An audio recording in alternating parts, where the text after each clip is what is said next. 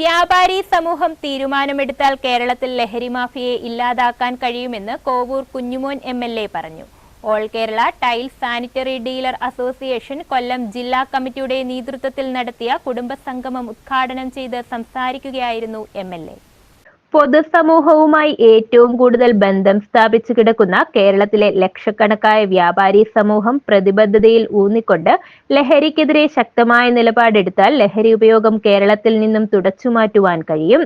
ജനങ്ങളുടെ ആരോഗ്യവും സമ്പത്തും നിലനിർത്തിയാൽ മാത്രമേ വ്യാപാരികൾക്ക് നിലനിൽപ്പുള്ളൂ എന്നുള്ള all Kerala tiles sanitary dealer അസോസിയേഷന്റെ പ്രമേയം അഭിനന്ദനാർഹമാണെന്നും അദ്ദേഹം കൂട്ടിച്ചേർത്തു.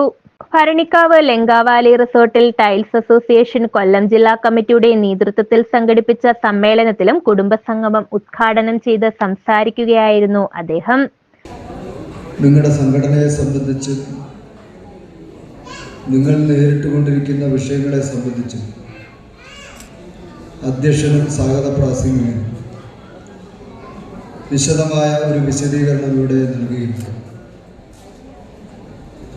നമ്മളെ സംബന്ധിച്ചിടത്തോളം ചെറുതായി തുടങ്ങി കേരളത്തിൻ്റെ ഇതര മേഖലകളിൽ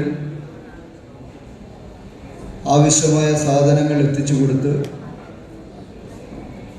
ഒരു വീടിനാണെങ്കിൽ ഭംഗിയുള്ള പെയിൻ്റ് അടിക്കും, എന്നാൽ തറയാണെങ്കിൽ സിമെൻ്റ് കിട്ടും.